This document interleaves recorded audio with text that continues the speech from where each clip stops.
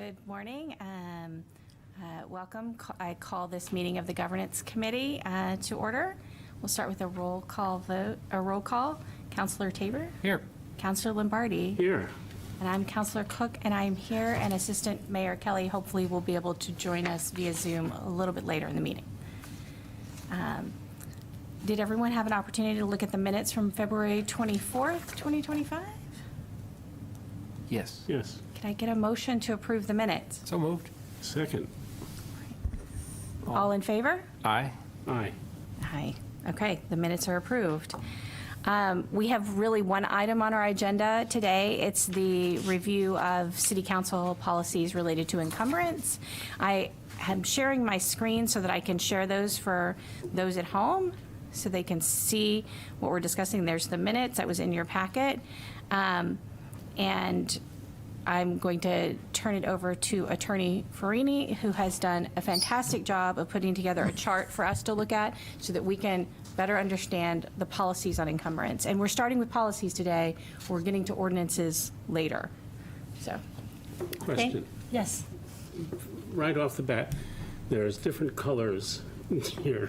Will you explain them first?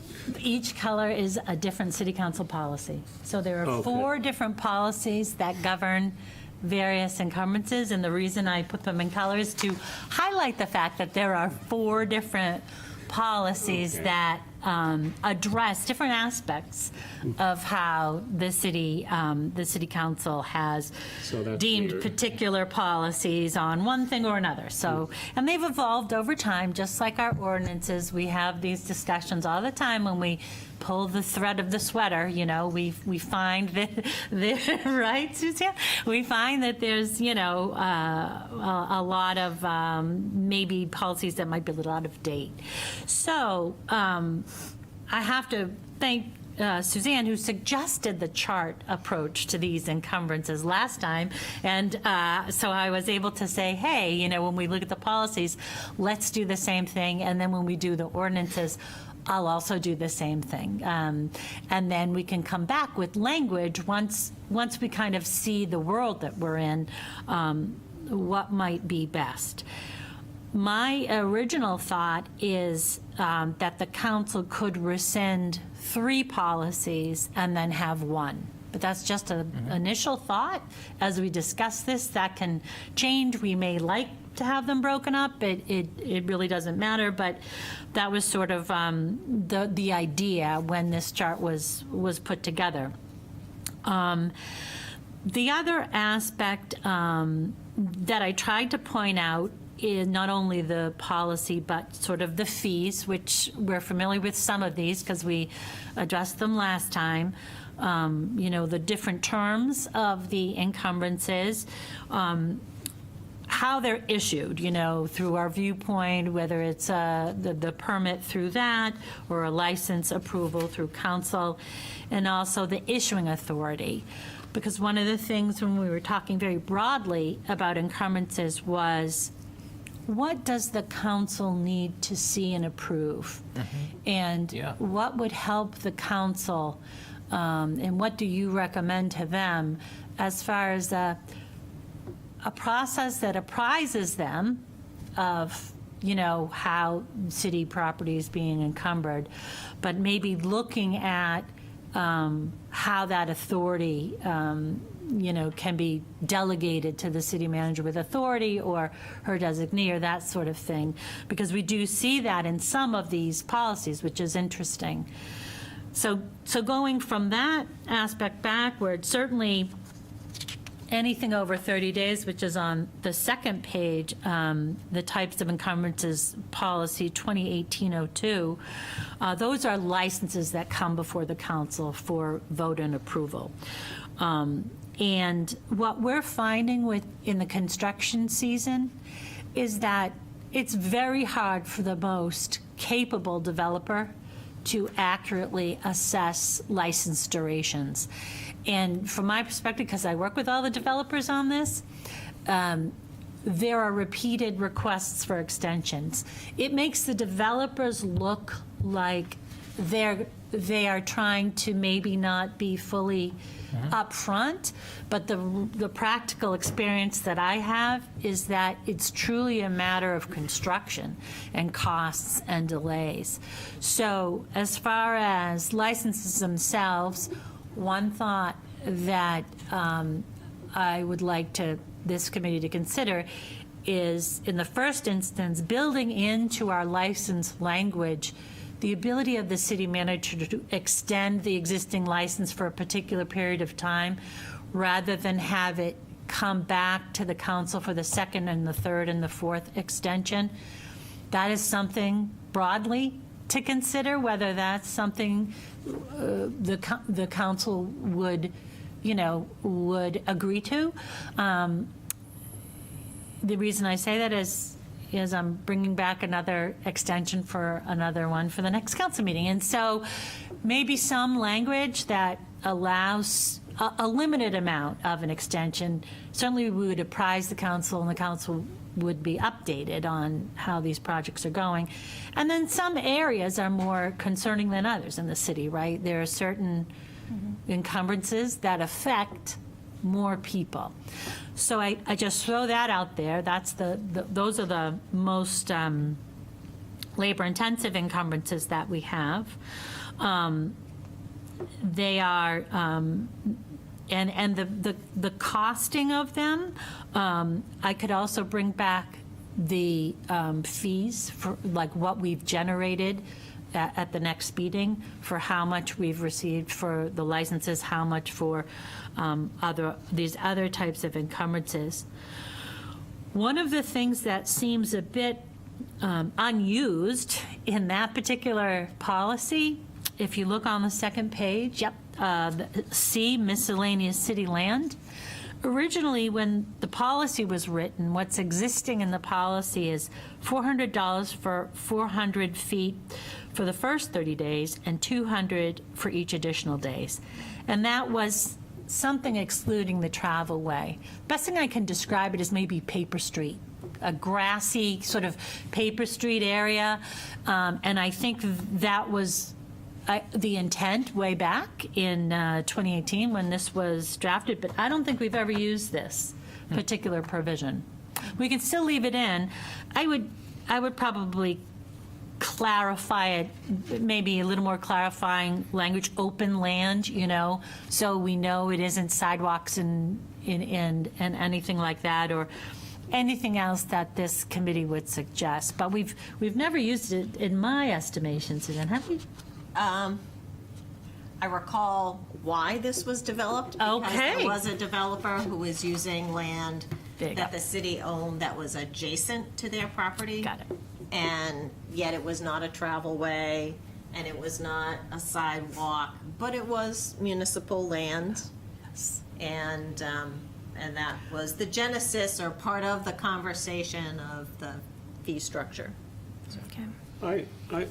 It seems to me that this is an appropriate place for someone who's doing construction and needs laydown space. And if it's city laydown space. I mean, like over by the park and ride. Yeah. Yeah. So I don't know where that laydown space has traditionally been done. Has it done just by a special contract usually, or?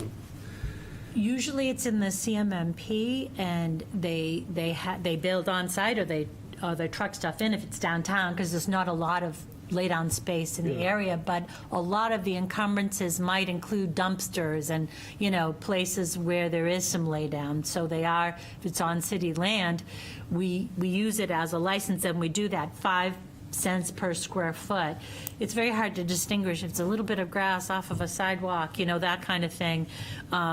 We use that 5 cents per square foot for that, for the most part.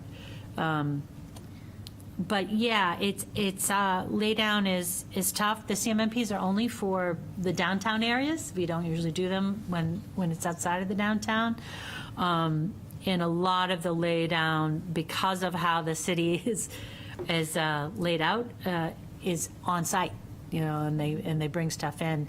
The difference is a DSA project, There is lay down there, but those were licenses and easements that were granted when we sold the Right. property for the parking garage. So they are in Lot 2, using that as lay down, but that was negotiated years ago. So how would this play out with, we've got a number of situations where the city permits a dumpster on city property. Yeah, and that's usually the 5 cents per square foot, or a parking space if it's a parking space.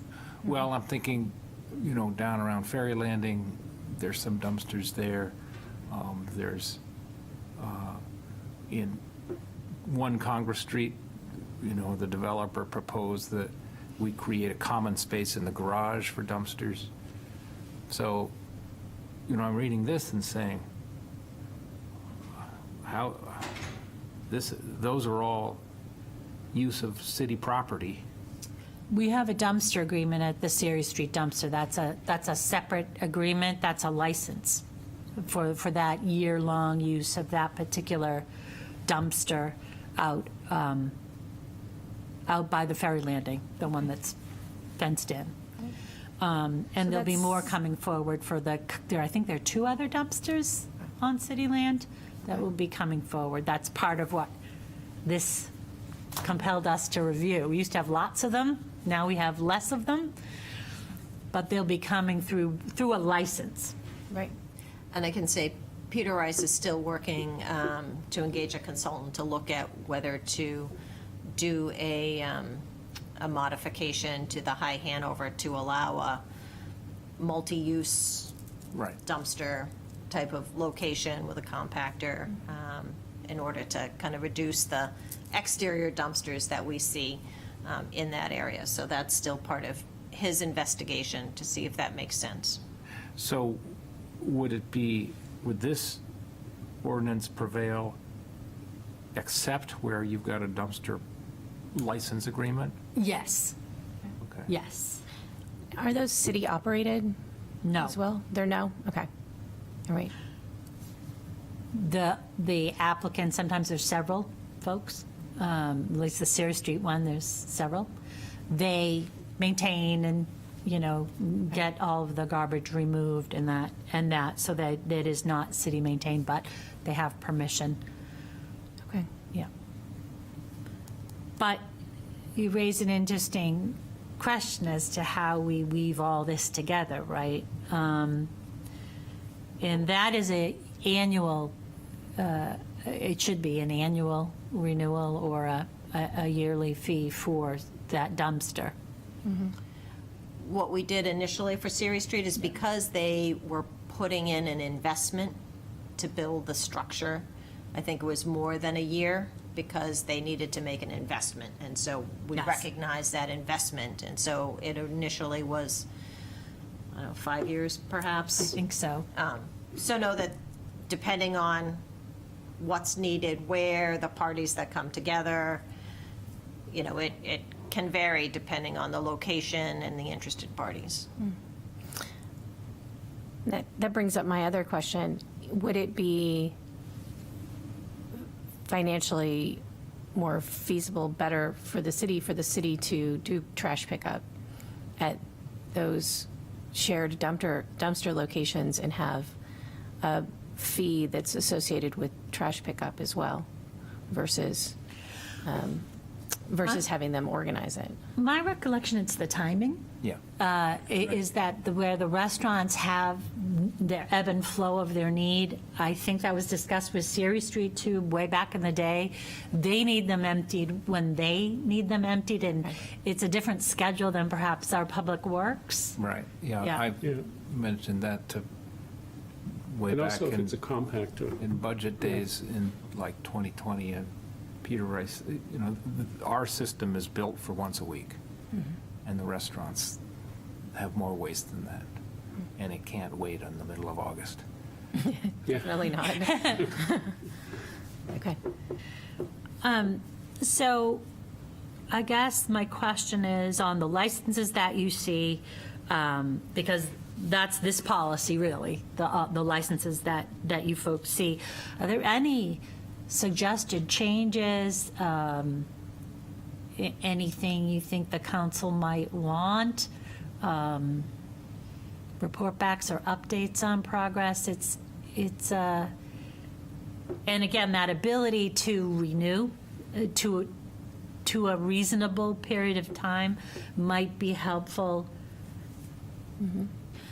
I can say that years ago, when I was drafting the licenses, I usually, for most of them, would put in a clause that said the city manager had the authority to renew up to 3 months, or I forget what it was. But we did years ago have that additional language in the licenses that were approved by city council.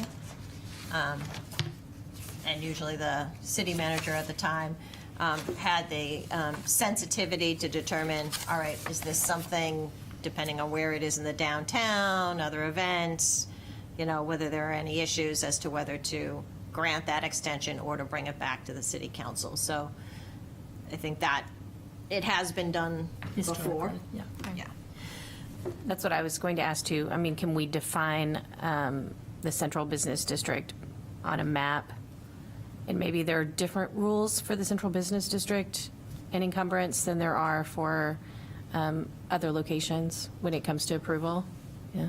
Yeah, I think that is always the sensitivity, the impact on the adjacent businesses, the pedestrians, the traffic flow. Yeah. Yes, if you're in a high pedestrian traffic zone and your next door neighbor encumbrances the sidewalk, and your neighbor on the other side encumbrances the sidewalk, and suddenly you have no business, it's very tough for a business to deal with, I think. I guess I wonder about, you say central business district, but as the West End is increasingly busy and developing, I just wonder if there should be some consideration in that area too. You raise a good point, everyone, about where these are, right? So in jumping back to our regular encumbrance permits, which is the 30 days, we granted over 100 last year, and they're usually small, like a parking space or a little corner of a piece of land or something like that, and they're short-term. Often, those will turn into a license. It's either the beginning of a project or, there's a delay, so, then we have to come forward with a license. But I wonder, with our technology and mapping, whether it would be easy to be able to have created an existing license and encumbrance in the central business district, just in the mapping. I mean, it would be sort of helpful. We try to coordinate when we know there's a lot of construction, abutting construction parcels and that sort of thing. We were able to work very well with all of the folks building around the foundry, and they meet weekly with our staff. And we've been able to, I think even, they were sharing cranes because they knew about the others' schedule. So, and that was, there was some changes to infrastructure because our staff is there and said, well, I know you're doing this and you're doing this, but so we were able to save. It was really a two-way street. It's not, obviously, construction is challenging and butters have concerns, rightly so, but we were able to work together with those current construction projects, and the same will continue with the next phase. But it is a concern about, the downtown and the traffic and, having an understanding of what's happening within the city and how it impacts, and what time of year, and what events are taking place and all of that. Go ahead, Councilman. I think the example we talked about previously was School Street, where we've had a dumpster that we've renewed. I guess we did that last meeting. Yes, we did. Yeah. That was the first extension, by the way. Okay. And you know, you can't have these private property owners finish their buildings without these, right? They're inevitable, Right. unless you could do it all by helicopter. So these are inevitable. And I think the question in my mind is, if the council is going to be a policy-making body, you know, why isn't this handled administratively? And in other words, the council would delegate the power to approve these to the city manager and staff. Now, I put that out there just as a thought experiment. I'm not saying it's right, because obviously there's neighboring businesses who are impacted. There's residents who are impacted, particularly downtown if they're pedestrians. Not always popular. So, you know, that places the heat on staff. But if you look at what, there's a value to the council's time, and are we doing permitting that's A, inevitable, B, somewhat uncontrollable due to construction, the nature of construction, and C, not policy.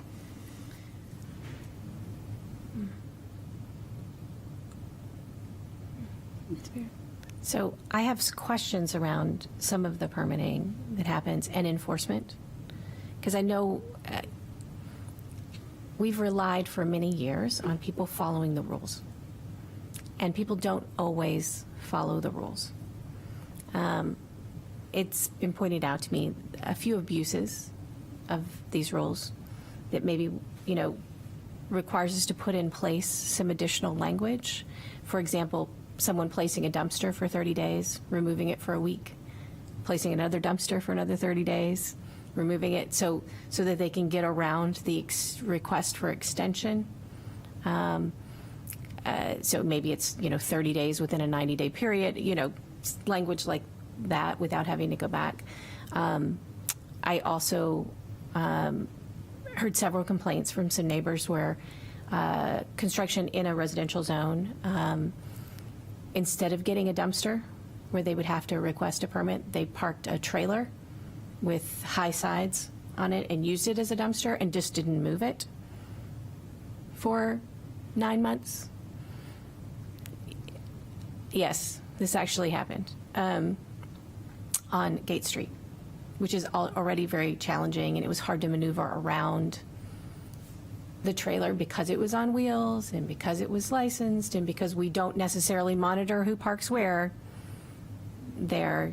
It was something that you could move back a few feet, move forward a few feet, but it stayed in location and blocked traffic because it was wider than it should have been in the parking spot, and the city ultimately had to take some action. So there have been ways of abusing some of these policies that we need to be sensitive about and maybe add some language around, just to make sure that, you know, neighbors and other businesses are protected. I think that that's really critical. I think it's also reasonable what Councilor Tabor said, you know, is this really a council decision? I think as long as there's an appeals process, if neighbors are unhappy or if other businesses are unhappy, an appeal to the council so that there is an opportunity to issue or share concern. I think that's really critical, because our residents and business owners need to feel like they have the opportunity to bring something forward if they feel that there's a conflict or abuse of the policy. You know, infringement, yeah. Yeah. Yeah, well, I think in that the council delegates the power to staff unless it's contested, and then they take it back. Yeah. Yeah.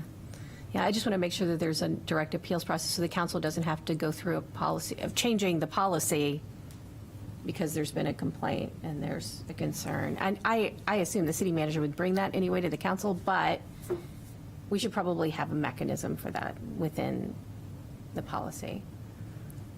I think that there might be different categories of Yeah. that. Like, one is if someone is obviously trying to get around the rules, your examples, that's different than a CMMP for a humongous project that's going to take 3 years, that's going to encumber city property for years.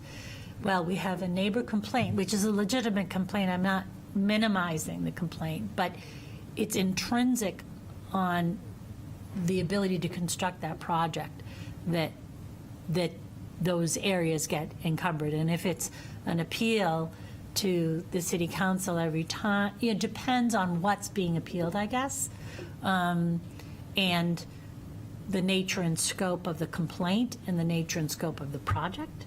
Right, right. Would almost question, if an encumbrance is going to be longer than, 90 days or 6 months, maybe, maybe those are the parameters it should come to the council. Like there might be a time Yeah. frame that triggers Or just a that. cutoff, right, like Right. you're A or B. Right. Yeah. I guess that's where, as I was listening and thinking, that maybe it's a longer period of time rather than 30 days, it's 90 days that would be administratively handled. But I do think there is value to the city council, even though it's somewhat ministerial, particularly as Jane has described, for these longer projects where they know out of the gate, we all know out of the gate, it's 18 months. Now, it may be that the construction area shrinks over that 18 months, but it's still 18 months. I think that impact is sufficiently significant and large that it really behooves the city council, because then at least it will be in your head, oh, yes, this project had planning board approval, they're building up to the lot line, they need these spaces, and it will be long duration. So I'm inclined, but I think to the extent that the licenses generally look the same, and we get it in a nice form, and maybe there's still that ability to amend by a couple of months. So if they had 3 months of rain, the city manager could, without coming back to the city council, say, look, yeah, we get it, there's been 3 months of rain, and now you're behind 3 months, that kind of adjustment.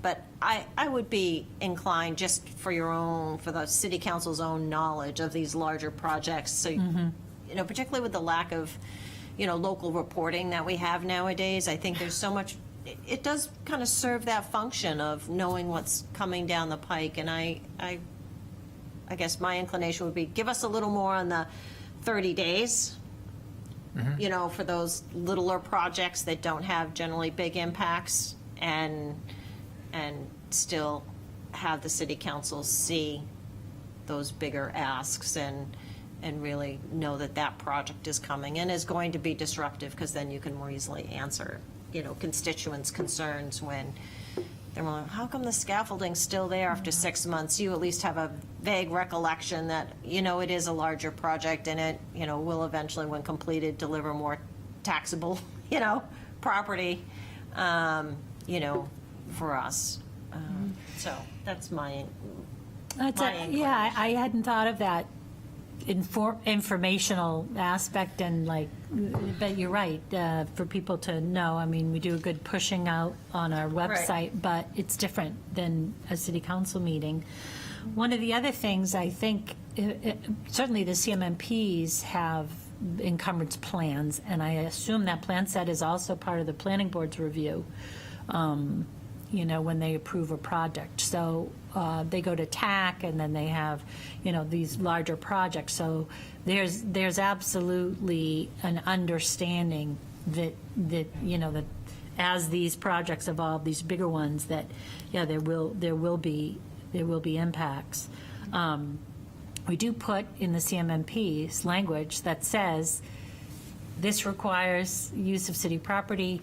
Granting of this CMMP does not authorize that use, but that must be approved by city council. So we do tell them that, we do put that in the CMMP, but frankly, their construction plan, I don't know how most of them could change it if licenses were denied.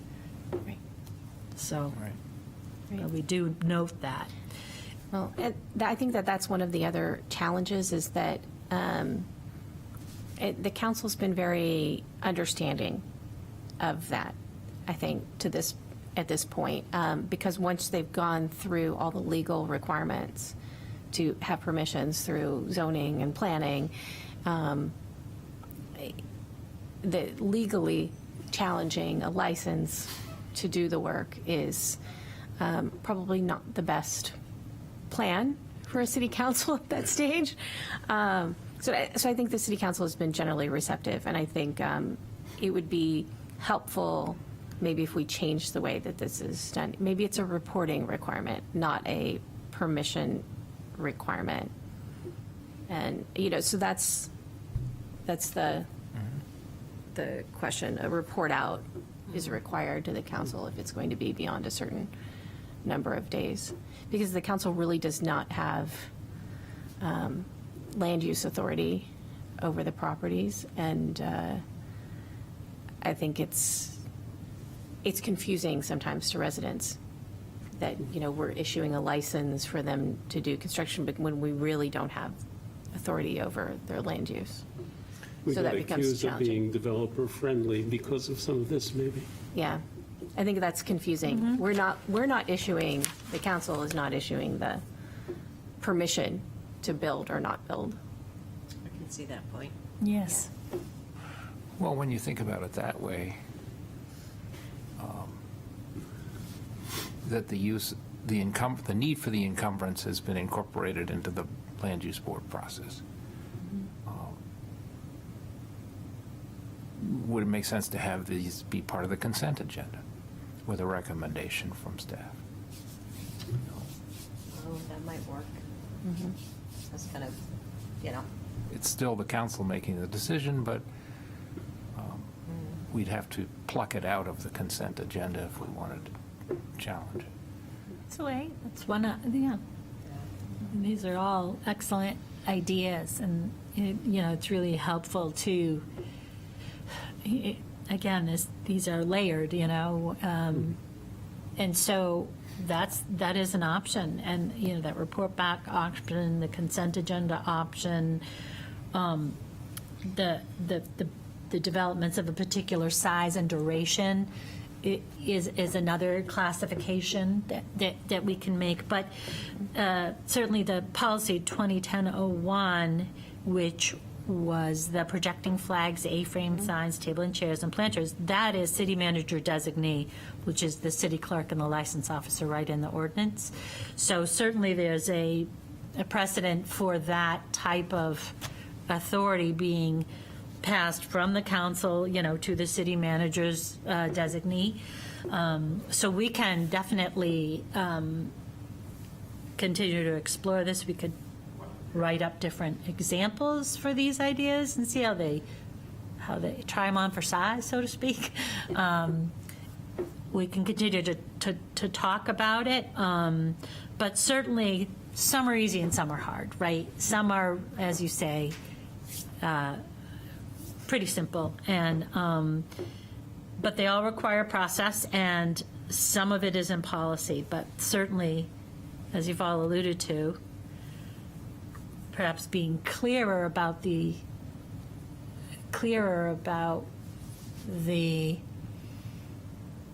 why these licenses are being pursuant to planning board approval, blah, blah, blah, could be put in those memorandums as well. Pursuant to CMMP, blah, blah, blah, pursuant to the planning board approval, here are the recommended, here are the requests in however form. Yeah, I definitely want to, these are great Yeah. questions and topics because it's a constructability issue. You have a Right. planning board approving plans They go that right to the that lot have line.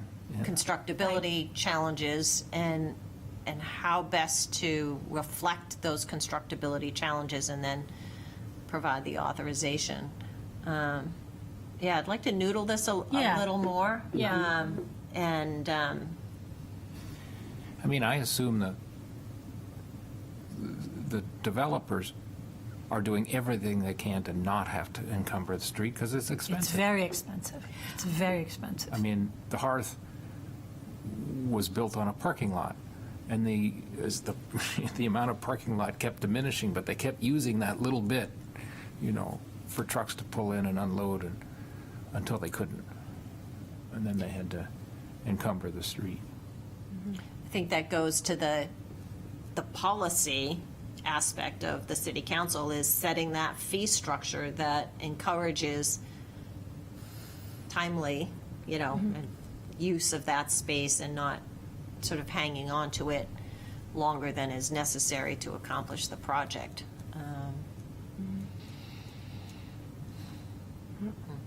Yeah, that's a good point. That it could be reflected in the rate or the fee for particular terms. If you, in fact, I wanted to bring this to the attention of the council because this is not done in the 2018-02 policy, the ABC, the ones that you all see. There's a line in that policy that says the license fee set forth above will be doubled if the encumbrance period extends beyond its terms. So that's not something that we have been doing. I think it was done early on, maybe once or twice when this policy first came into play. I can think of a particular development that it was suggested, but it was very expensive to exponentially, double a particular fee. But it's an idea about sort of a scale of fee for certain, extensions beyond terms. And notwithstanding our requests and notwithstanding the best estimates of our developers, I don't think anyone's ever, in the last 5 years that I'm familiar with, finished early, except if it's a small encumbrance permit, a small license for a dumpster, that sort of thing. But the larger projects, I think, overall extend.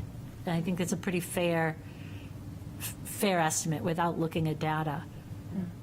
And I think maybe we can look at a little bit of the Yeah, data. yeah. Because to that point, my sense is when developers know that they're coming before the city council, which is the downside, they're giving you the shorter date. This is we really hope it's done Wish list. by this It would be point. nice date. Yeah, exactly. But it's not always the realistic date because of supply issues and, labor issues and all of those other bits and pieces, weather issues that, makes them not hit their, boy, I'd like to be done by this date. Yeah. And, That's having just going to get tenants worse. occupy it.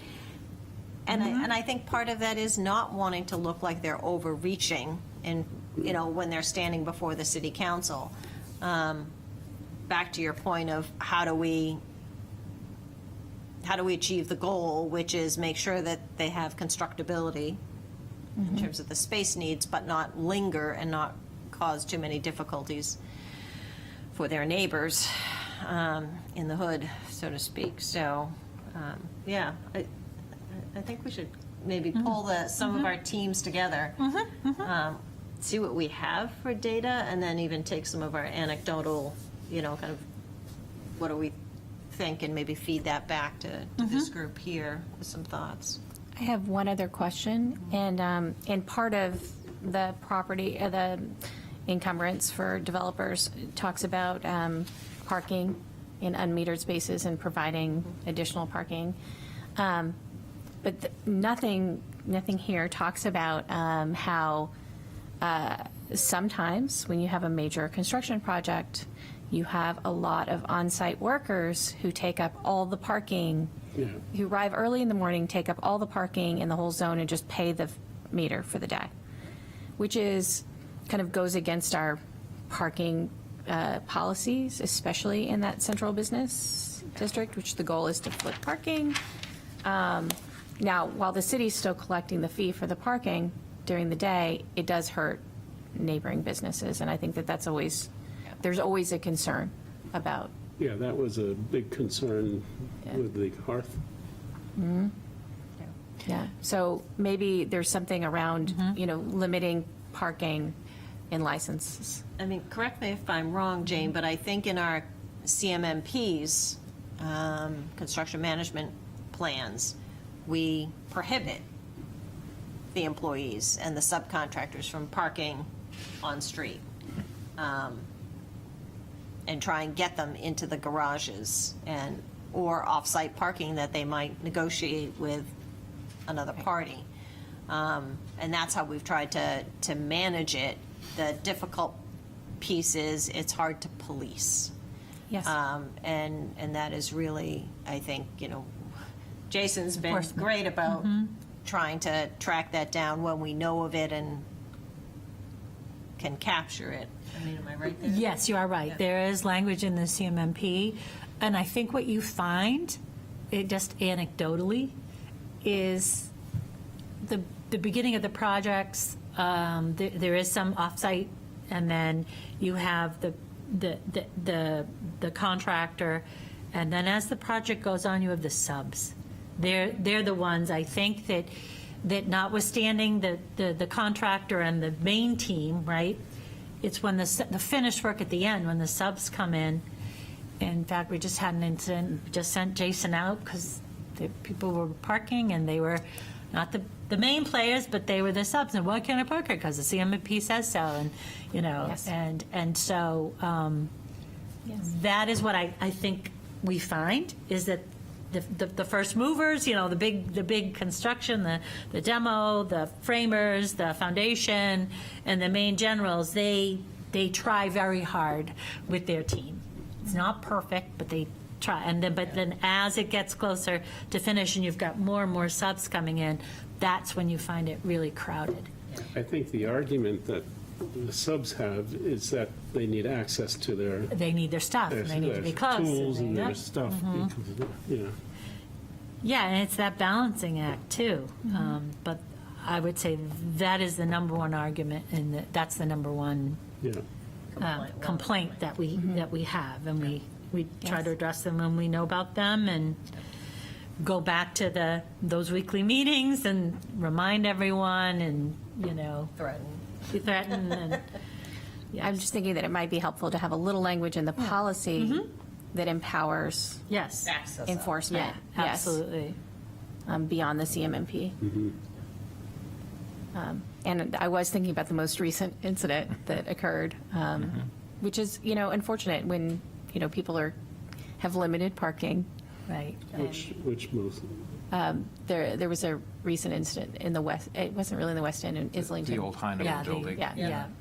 oh, yeah. Yeah, so, with neighbors concerned that they were losing their parking. So it's fair. Yeah, and I will say, for those that watch this meeting, the city does try and take action when we become aware of a situation. We do try and beef up our enforcement to follow up with the contractors, remind your subs, we'll penalize you. Absolutely. If you can't communicate to the subs, what needs to be done. So we do our best from an enforcement perspective when we know of it, so don't hesitate to basically let us know that, there needs to be some action, because that's how we often know where to direct our attention.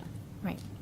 I think that's a really important reminder. Thank you. I think that most people think that we have people out on the streets Right. looking everywhere, Yeah. but there's a lot going on in the city, and we don't have that many there's employees in the Jason. city of Portsmouth. Particularly if it's not metered, right? We get calls from our folks on the street, but if it's an area outside of what is metered, there's less city attention, frankly, unless we get a complaint. And then when we get a complaint, we have our enforcement officer go out. And I think that's where the issue is, in the non-metered locations, neighborhoods that abut the city, because that's Yeah. I concern. think of Lincoln Ave, and the construction on Lincoln Ave is barely could get through. Yeah.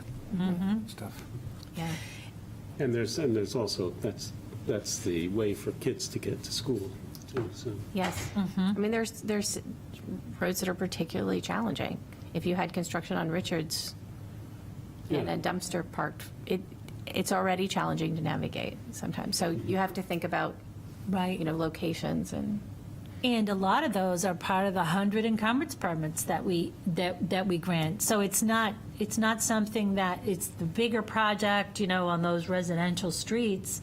Sagamore, I mean, working on a house in Sagamore, there was like one house that had literally 9 cars, subs and everybody working hard on getting that done. So I think we find that in our residential streets now far more often than we used to, because then the renovations are more substantial, and so therefore there's more cars, but there's no prohibition against, it's the big projects in the CMMP that we say, no contractors and subs. But if you live and you're getting somebody to work on your house, of course they're going to have to park near your house. So it's always a balancing test, and you want to be thoughtful, but yet you have to be safe. It is challenging. I mean, I feel it clearly in my neighborhood because there is no additional parking available, and when there are only 4 or 5 spots for neighbors who don't have on-site parking, and then you have a construction project and someone's taken all 4 spots, then that is very challenging. And so it's just about being mindful of location, I think. Yeah. That does, though, picking up on the point of sort of giving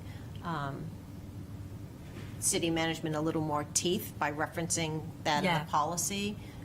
Maybe, although we have not historically limited or tried to limit contractor parking in residential areas, the congested residential areas, maybe there's a way to, I want to say, slightly circumscribe it to, 2 vehicles, otherwise please park and carpool over. Or, maybe there's some language that could at least give us some guidance so that as we're looking at maybe a major renovation that might have 5 or 6 painters, carpenters coming in, a permit could be issued that says, hey, no more than 2 vehicles in sight, please carpool.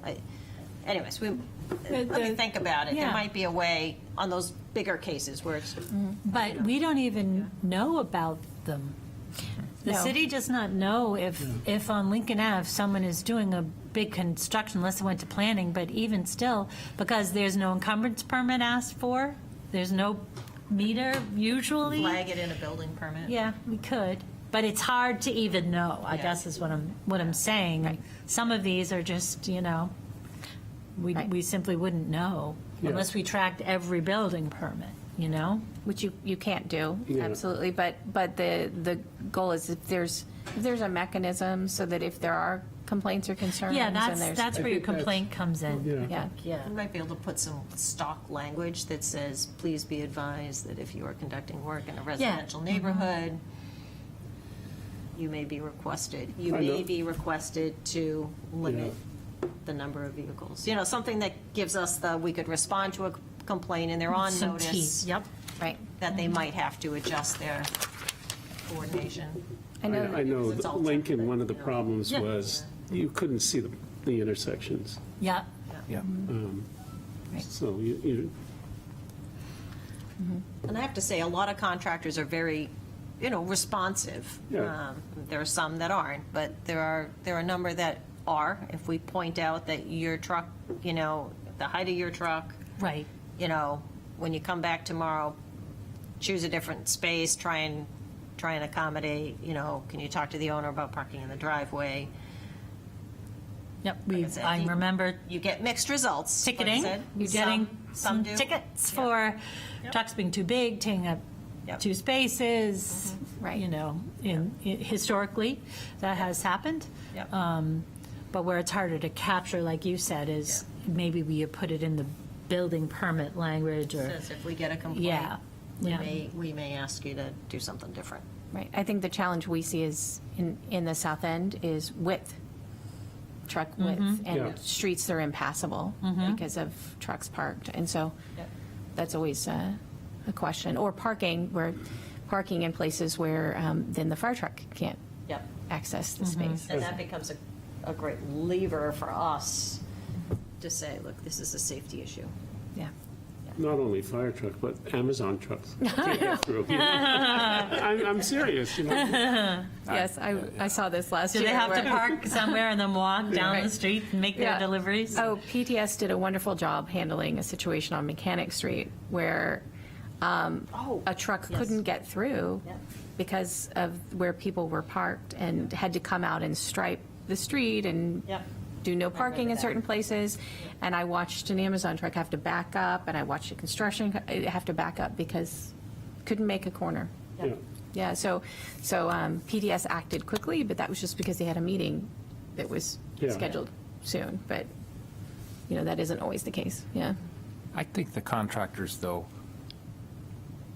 whether it's the South End or Aldrich or Lincoln or Richards, you know, I think the contractors who know that they're going to get a job in Portsmouth know that they have neighbors that this impacts a great deal and that space is tight. And I think they're pretty sensitive about managing it because that future homeowner wants to not be at war with the neighbors from the get-go. But, you know, some of these projects, there's a project on my street that had at one point 12 or 13 stonemasons working on it. And that was a lot of parking.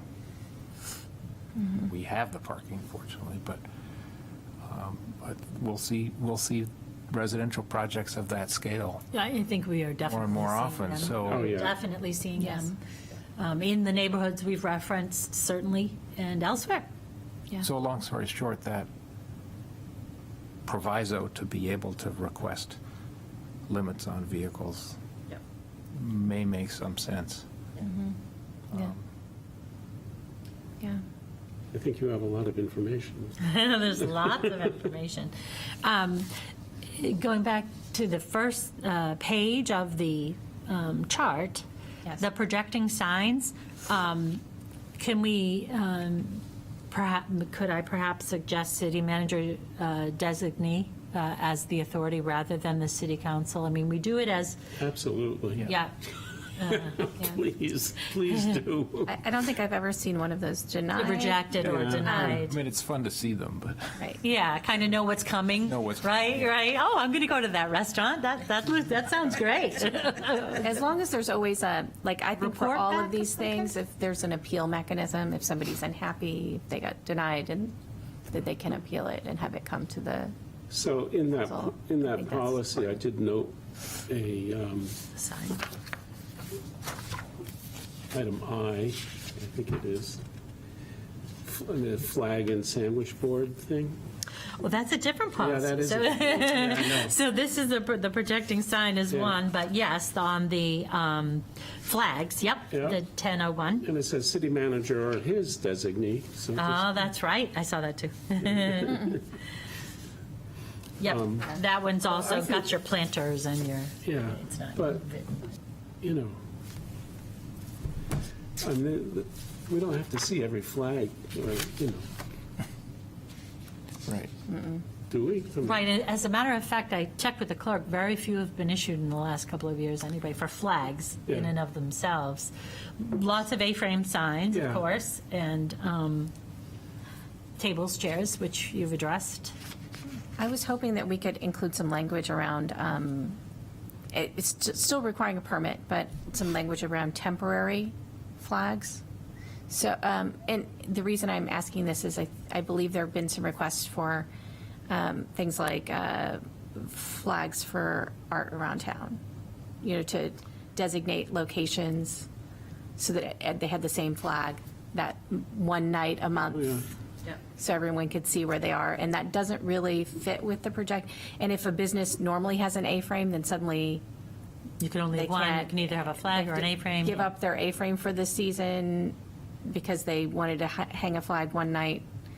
You know, so I'm thinking about events like the events, yeah. chamber has some events around Yeah, Ceres that's Street open, you know, what is temporary We'd have to define it. flagging? Yes. Right. So maybe we should consider. Shop around town, too, they have that? Yeah, so for special events. For city Event approved. Right. I'm saying still city approved. I think that's really important, Yes. but some policy around that, or process around that. I do know that the sign ordinance is in need of, review. Yeah. And I think there is some language in the zoning ordinance about temporary events and signage that we need to take a look at before we make other recommendations. But I do know that issue has come up before, Yeah, yeah. there's And I know there's language, I can't recall off the top of my head what it says, but there is something about temporary signage for special events. For special Yeah. events is what I'm thinking. I'm thinking the garden tour this summer is going to be downtown for South Church. So they'll have little temporary flags they'll have up at each location. So that's the kind of thing that I'm thinking we need to make sure that we're accommodating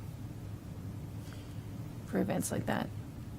And again, I think while we are contemplating that, you have to think of some weekends in June, there are 8 events. Right, exactly. So are we then completely flagged? Is every location with flags? And maybe that's a yes and maybe that's a no, because again, it's advertising for something, and that's something that needs to be considered as part of this, because I really do know there are some weekends where there are 7 or 8 special events going on within a period of so ever many days, and if we allowed X amount per special event, per flags, per here, the whole city is going to be flags. Maybe that's a good thing, you're the policymakers, but I just raised that because we can't pick and choose either. So, it isn't just pretty flags, and then there's content, then there's advertising, then there's First Amendment, then there's free speech. So this is a bit of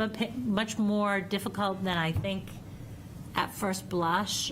Maybe there's some simple guidelines that could be drafted, like in the zoning ordinance, I think there's some limitation of, size and number of location. So we can look at that and figure out what's existing in our ordinance and try to work with it and then see.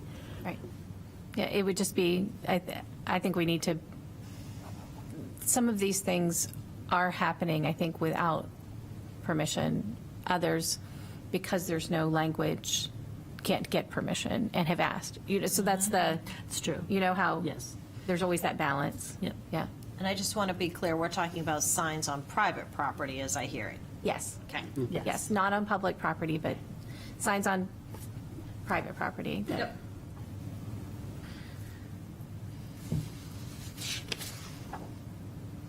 And then we didn't even get to hawkers and peddlers.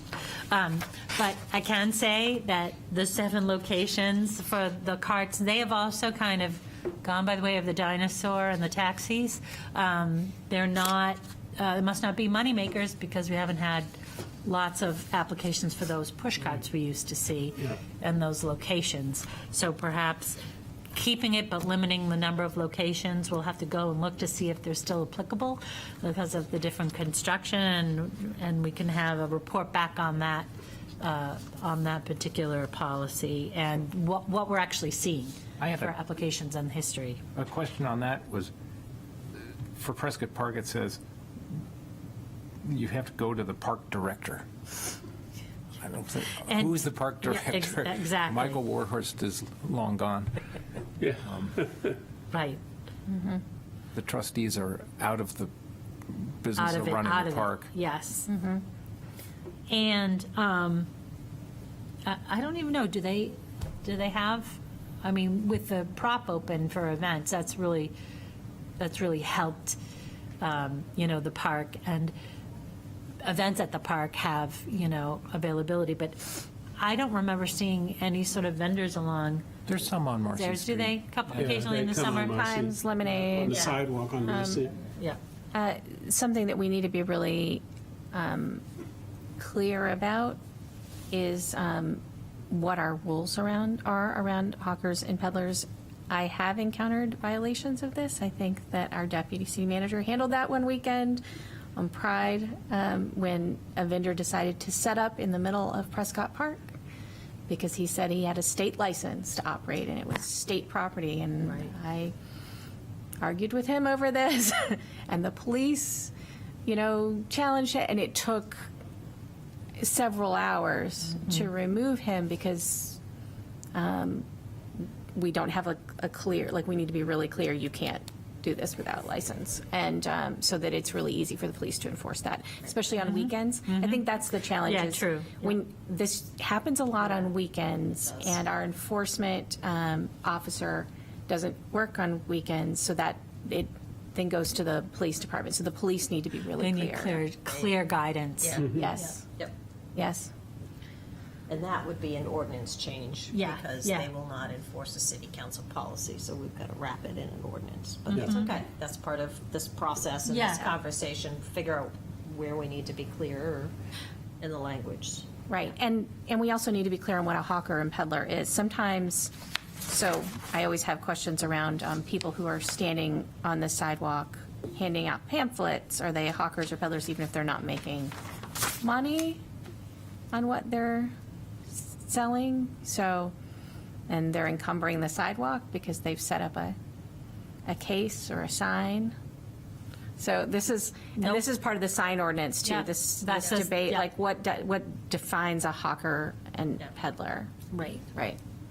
So, and then we get into the whole, I just want to be really clear, I have no desire to limit the number of street performers we have in the city, but, is that a hawker and peddler, somebody who sets up a, Somebody busking in the It's a street. sidewalk with a jar. encumbrance, but it's not a hawker and peddler, it's a buster. it's a busker, so we don't really have clear guidance around that either, so That musician may win a Grammy someday. I know, Yeah. I know.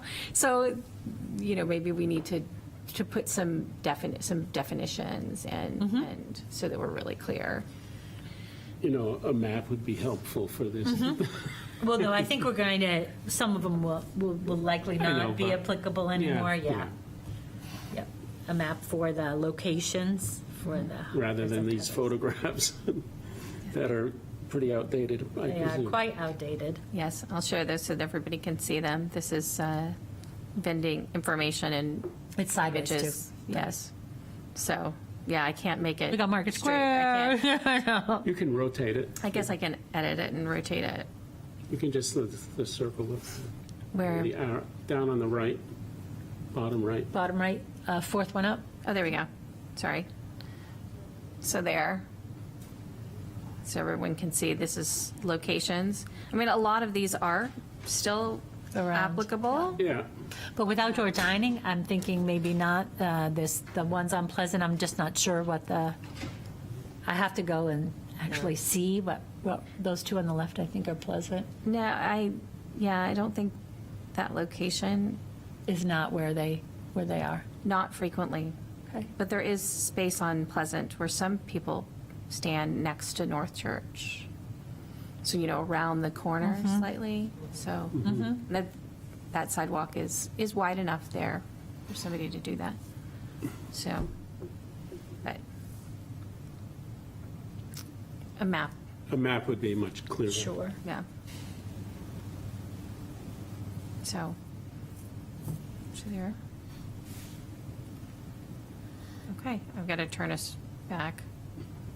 Now I've got us to go all the way the other way. There. Okay.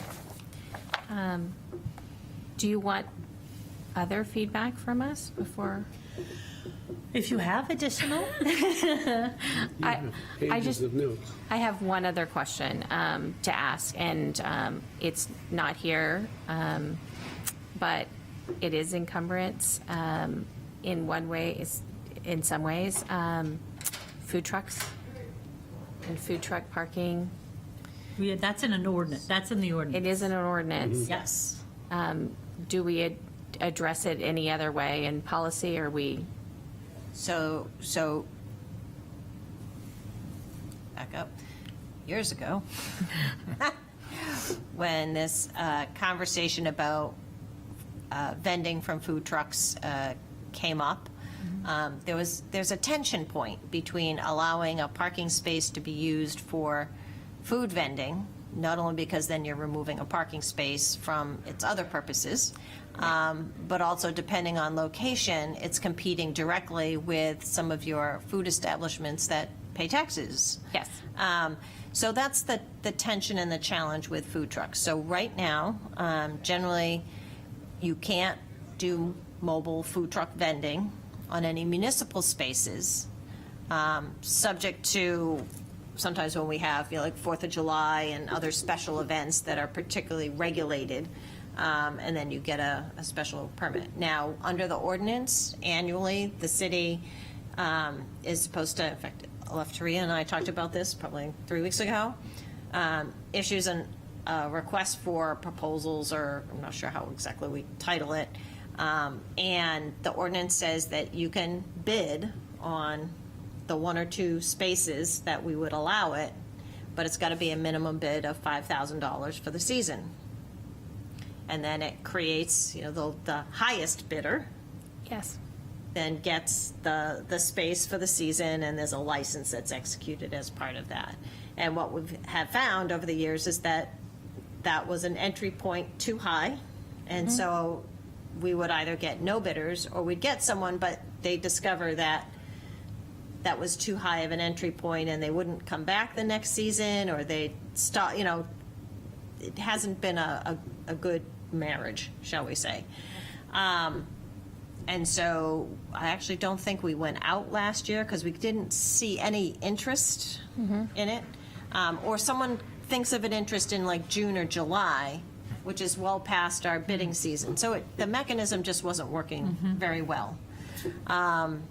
So that is an outstanding, do we want to do anything differently? So that was on my list to eventually bring to governance maybe at some point. Do we want to keep that ordinance as is or do something different? But right now it is handled under a section within the parking ordinance that talks about, I think it's under parking, that says you can't vend from a parking space or any of our municipal properties without our permission, and then subject to this RFP process that we would do annually, and that has a $5,000 entry point. Okay. So. The reason I raise this is I'm thinking of two different instances to consider. When a private homeowner wants to have an event at home and have a food truck come and park on the street in front of the house because their driveway is not big enough, it's not easily accessible, and food trucks are very large, Yeah. right? So is there a provision for that kind of, so that's on a city street?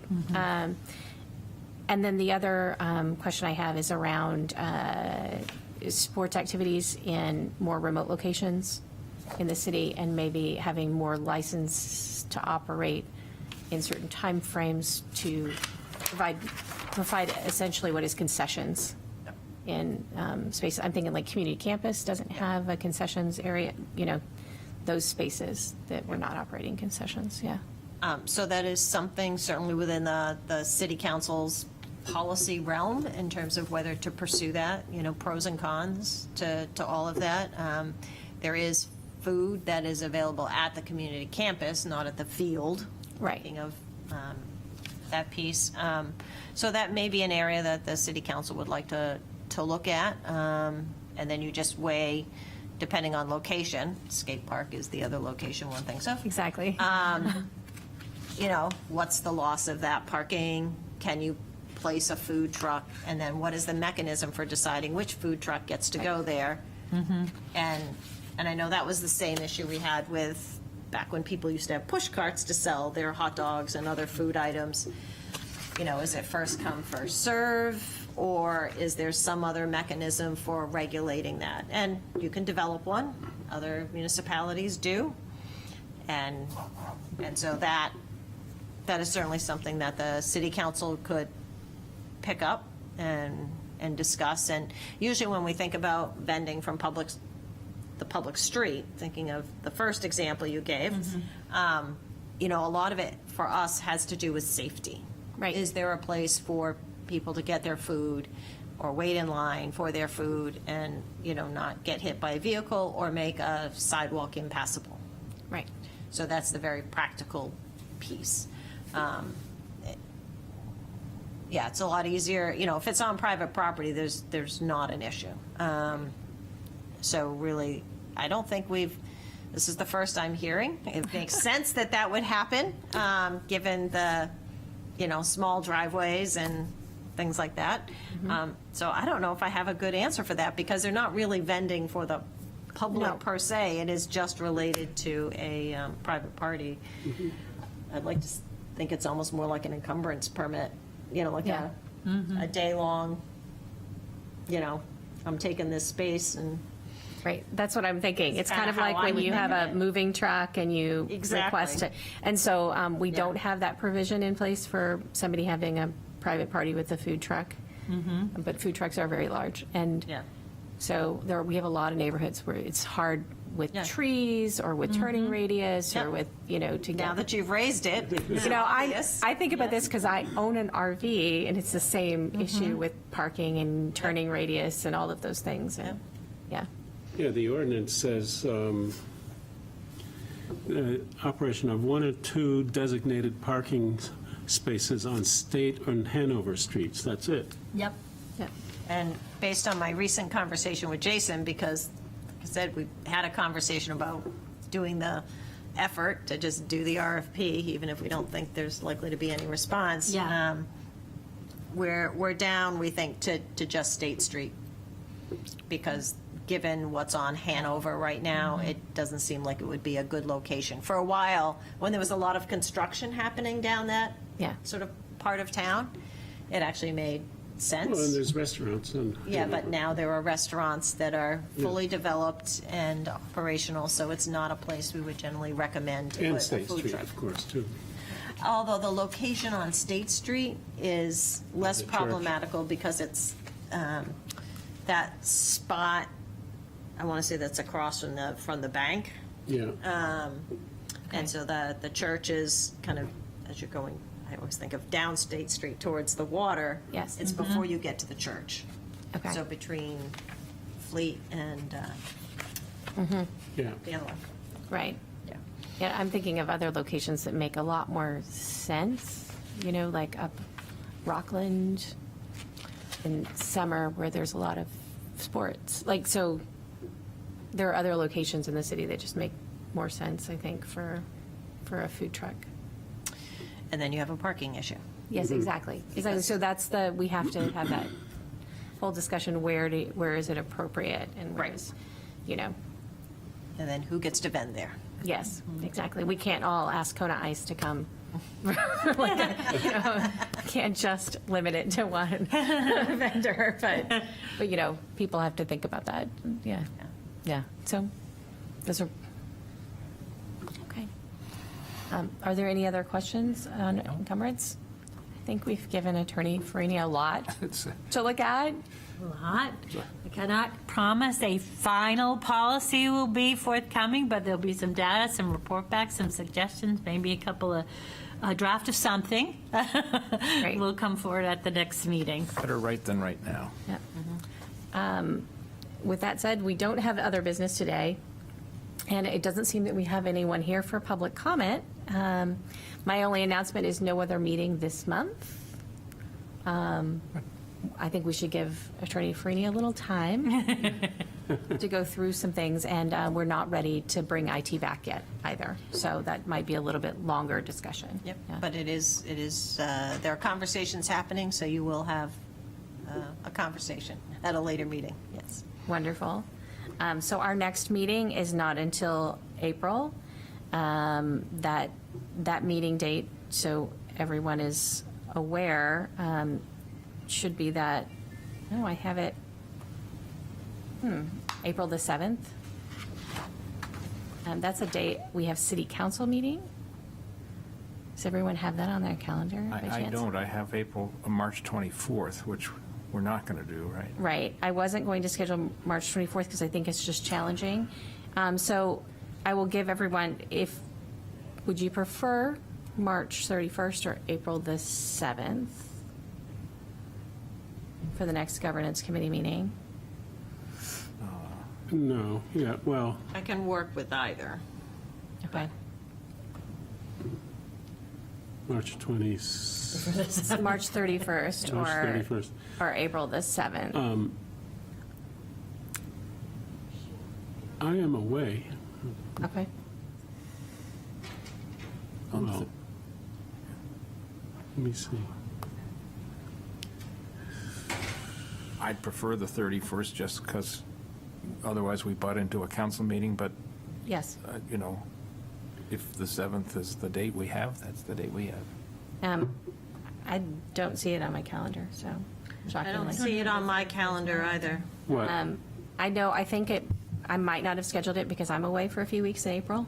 Yeah, I am, So I might not have put it on the, I I'm might have just gonna planned on miss doing the the March the council meeting, too. 24th meeting. So, Yeah, I had March 20, yeah. I think we have- had it the 24th and I didn't have an April because I'm away. okay. So, but if we, is everyone okay pushing it out to the 31st to give Attorney Freeney a little more time? Yes. I'm just concerned about, this is a lot to go through. So March 31st? March 31st, is everyone comfortable with that? Are you around March 31st? I'm potentially not, but I'm definitely not. On the 7th? April. That's fine. Yeah. Then, Let's schedule it for the 31st. then. okay. We'll push it back to give legal a little more time. Yep. And then we won't have another meeting in April. Okay, so governance on the 31st. Unless everyone is Well, eager. you won't have any meeting in April. We right? won't have a meeting in April, right? Oh, okay. Unless everyone is eager to meet on the 28th of April. So, We might be able to report back on IT by the 31st. Like I said, I know the conversations have been happening. So Okay. I will shoot for that because that'll also, you know, if you even do a small bit. I'll make sure I get a calendar out to everyone, because I'm looking here and I'm not seeing things on my calendar, which tells me that maybe I need to make sure we get a calendar out for, I can have Barbara send something, or I'll send something out for the 31st once I confirm the room okay, availability. okay, 11 I o'clock. put it in my Thank you. calendar, so. yeah. Thank you. And then April, we're not having, We won't have a meeting in April unless we decide on the 31st that we need to meet. But the only date that we would have available, that I'm here and that Counselor Lombardi is here, is the 28th, Yeah. probably. So so not the 14th, then? not the 14th, Okay. not the 7th, not the 21st.